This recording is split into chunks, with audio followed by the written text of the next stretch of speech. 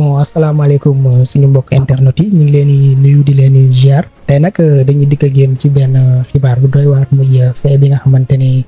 xew na fële ca Mbour quartier bi ñu naan Médine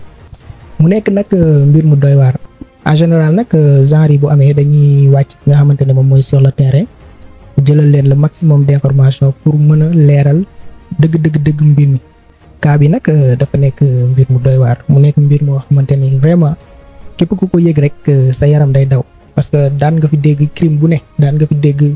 façon rayin bu ne mais rayin bi moom dafa nekk rayin boo xamante ne vraiment dafa jaaxal sénégalais yëpp jaaxal surtout waa Mbour ñi dëkk sax ci biir quartier bi mbir mi daf leen a yéem lool muy benn daam buy wuyoo ci turu Y Tine comme ni ko soleil bi bindee daam bi dafa rey ñaari doomam la rey mu nekk nag mbir mu yéeme mbir mu doy waar mbir moo xamante ne vraiment ku ko dégg rek non sa yaram day daw femme bi mi ngi wuyoo ci turu Y Tine nag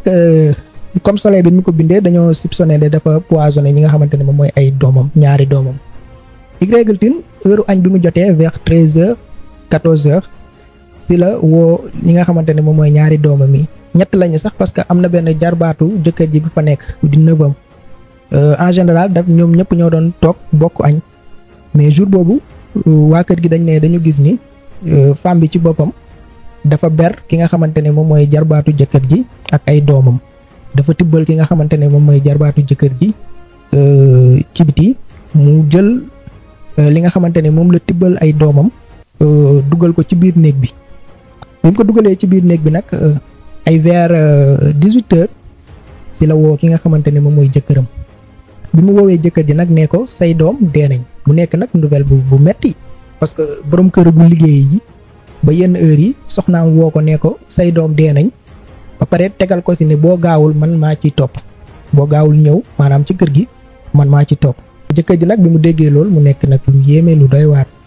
ci la daw bi mu dawee dem ci kër gi bi mu ñëwee automatiquement bi mu ubbee buntu néeg bi dafa fekk ñaari doomam yi tëdd faatu ñu muur leen darab mu nekk image yoo xamante ne vraiment comme ci soleil bi ni mu ko expliqué nekk na lu choqué jëkkër ji parce que nga dem liggéeyi sa jabar woo la nee la say doom dee nañ boo gaawul man maa ci topp nga ñëw sa kër ibbi sa nekk li nga njëkk a gis mooy sa ñaari doom ñu tëral leen ñu ñàkk seen bakkan ci anam yu doy waar ba pare ñu muur leen ci ginnaaw loolu nag jëkkër ji paniqué commencé wër ci kër gi li nga xamante ne moom mooy soxnaam bi mu wëree ba sonn gisu ko ci biir xelam dem ci salle de bain bi mu ne xaar ma dem xool foofu bi mu ibbee salle de bain bi nag mu gis image bu doy waar mu gis jabar ji sëgg ci suuf di wàccu li nga xamante ne moom mooy direct comme ni ko soleil bi expliqué bi wàccu li nga xamante ne moom mooy direct mu nekk image yu yéeme tiit yuuxu waa koñ bi ñëw après bi ñu ñëwee nag si la ko sapeur ñëw jël si après yóbbu ko hôpital biñ ko yóbbu hôpital nag mu nekk si diggante dund ak dee moom ndaw soosu di Y Tine bi mu nekkee diggante dund ak dee nag procureur demandé li nga xamante ne moom mooy autopsie mu nekk lu normal ci xale yi mais ci loolu jëkkër ji aussi tamit mi ngi préciser ci soleil bi ne mi ngi fekk ay doomam ñu faatu bi ñu faatoo ñu ngi leen muur apparemment xëy na jabar ji moo leen muur ci ginnaaw loolu aussi mi nga xamante ne gis na tuñu lèvre de doomam yi mooy seen tuñ yi di nàcc direct am li nga xamante ne moom mooy direct di sang mu nekk nag affaire bu doy waar nee na moom daal loolu remarqué na comme lépp procédure bi ni muy demee rek procureur demandé li nga xamante ne moom mooy autopsie bi ñu defee autopsie bi nag autopsie bi génn voilà autopsie bi nag mi ngi révélé que ni le suspect a été placé en garde à vue dans sa sortie de l'hôpital face aux enquêteurs maanaam seen yaay ñi ngi ko mettre en garde à vue ginnaaw bi mu génnee li nga xamante ne moom mooy hôpital ba pare ñu ne elle aurait reconnu être l'auteur de cet acte tragique maanaam ki nga xamante ne moom mooy Y Tine di seen yaay moom reconnaître ne moom moo def jëf ji moom moo empoisonné ñi nga xamante ne moom mooy ay doomam moom reconnaître na loolu voilà le certificat de genre de mort a confirmé l'empoisonnement des enfants avec des cristaux de soude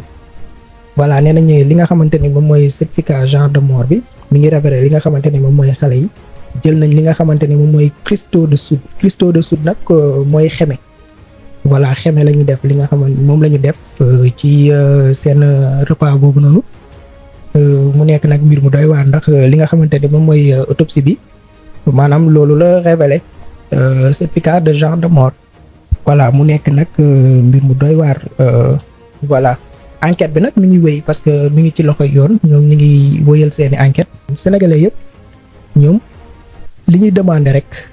mooy lan moo poussé ki nga xamante ne moom mooy seen yaay def jëf jooju ak doom ni mu neexee ak doom ni mu saxee ci xol nga jël sa doom empoisonné ko rey ko maanaam nit mënul imaginer jëf ji ni mel jëf ju ñaawee noonu. voilà lan moo ko si nag poussé pour mu def loolu actuellement loolu la enquête bi di pousse pour mën ko révéler sénégalais parce que nekk na histoire boo xamante ne vraiment biñ ko déggee rek automatiquement def nañ le tout pour mën a am maximum d'information mais xam nga mbir am na fu muy toll ak jiyee bi ni muy demee peut-être pour nga mën a am accès ci famille bi pour mën a def yenn interview yi pour mën a xamal askan bi lan moo xew day xaw a jafe loolu parce que dafa nekk mbir boo xam ne mbir mu doy waar la. yaay ju rey ay doomam voilà yaay ji nekkoon ci diggante dund ak dee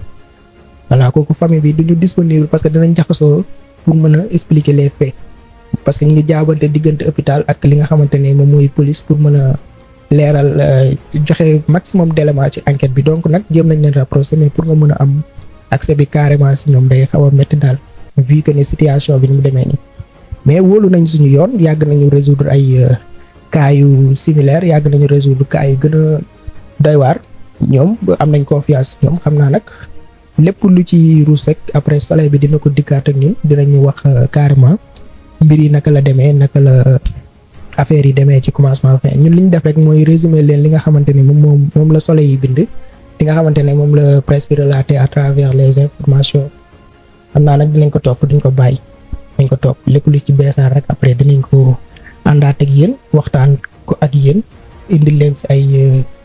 mbir yi gën a leer pour ngeen gën a mën a comprendre fee ni mu demee mais en tout cas daal jàpp leen ni femme bi wuyoo ci Y moom moo posone ñi nga xamante ne moom ñoom ñooy ay doomam ñaari doomam. voilà ci ginnaaw loolu si la woo jëkkër di téléphone ne ko rey naa say doom dee nañ boo gaawul nag man maa si topp ci ginnaaw loolu si la jëkkër ji dawee ñëw ci kër gi bu mu ñëwee ci kër gi mu gis ay doomam tëdd ci suuf ñu muur leen. mu nekk mbir mu doy waar mu tiit paniqué parce que bu mu gisee image yooyu vraiment dafa jaaxle borom kër bu dem liggéey ñëwaat këram fekk ay doomam ñu rey leen muur leen nga ñëw yem ci image yooyu vraiment daf lay choqué.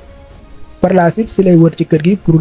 gis ki nga xamante ne moom mooy jabar ji fan la nekk si la xelam demee ci salle de bain bi si la ko ibbee bi mu ko ibbee nag mu fekk jabar ji faatu jabar ji di wàccu li nga xamante ne moom mooy deret di sang ci la yuuxoo waa koñ bi ñëw kàcce bi ñu naan Médine. fële ca Mbour si la ñu ñëwee sur les lieux après sapeur si la ko jëlee yóbbu ko hôpital bi ñu ko yóbboo mu nekk nag ci diggante dund ak dee mais alhamdulilah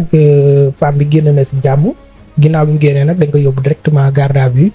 pour nécessité d'enquête moom aussi reconnaître na ni carrément moom moo def fee reconnaître na ni aussi moom moo empoisonné ay doomam mu nekk nag mbir mu yéeme mbir mu doy waar ginnaaw bi mu ko reconnaître voilà autopsie bi certificat genre de mort bi mu génnee si la ñu révélé que ni mi ngi jël. li nga xamante ne moom mooy empoisonnement avec des cristaux de soude nag moom mooy li nga xamante ne moom mooy xeme moom la xale yi lekk voilà am na sax ñu ne yaay ji aussi dafa mel ni loolu la jël pour mën a wàccu deret mais loolu yëpp révélé wuñ ko ci soleil bi mais en tout cas li leen mën a xamal daal mooy xale yi jël nañ li nga xamante ne moom mooy cristaux de soude di xeme voilà loolu moo causé seen mort yaay ji nag abu beneen moom moo def acte yi voilà mais li ko poussé pour mu def ko jotaguñ ko leeral ci soleil bi si enquête bi tamit jotagu see yegg enquête bi daal lu ci wàccaar rek dinañ ci dikkaat ak yéen incha allahu rabbi ñu ngi leen di remercier di leen jaajëfal di leen wax ngeen abonné parce que yéen a ñuy dooleel comme genre fee bi mel nii dañ ciy bëgg dem ba mu jeex pour mën leen jox carrément information yi ngeen bëgg voilà gis ngeen à travers suñu chaîne yi yenn information yoo xam ne ñu ngi koy relater ci côté fait divers mu nekk nag loo xamante ne intéressé na suñuy internet intéressé na ñi ñuy suivre donc à chaque fois nag yi bu amee rek dañuy bëgg aussi tamit def ci suñu kéemtalaay kàttan pour mën leen a jox li ngeen bëgg à 100% di leen jaajëfal di leen wax ne ñi ngi ñëwaat léegi dinañ leen indilaat yeneen information yi gën a leer ci mbir mi jërë ngeen jëf